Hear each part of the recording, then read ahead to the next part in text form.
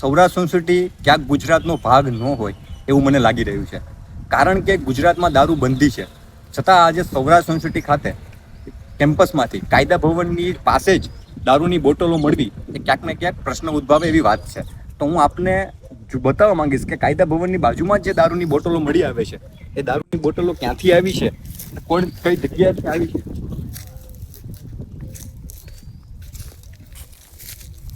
આ દારૂની જે બોટલો છે એ ક્યાંથી આવી, કોણ લાવ્યું છે, કઈ જગ્યાએથી આવી છે, તેની તપાસ હું કહું છું કે વીસી સાહેબે કરવી જોઈએ. જે કોઈ પણ સિક્યુરિટી ગાર્ડ છે, મેમ્બરો છે, એ લોકોએ કરવી જોઈએ.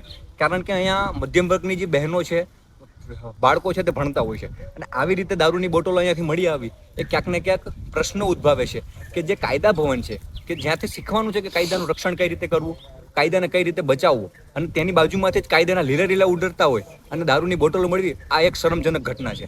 તો હું આ માધ્યમથી વીસી સાહેબ અને તમામ લોકો કે જે જવાબદાર છે તે તમામ લોકોને કહું છું કે દારૂની બોટલો અહીંથી ક્યાંથી આવી તેની સચોટ તપાસ કરી અને જે કોઈ પણ છે તેને કાયદાકીય રીતે જે સજા દેવી પડે તો દેવામાં આવે.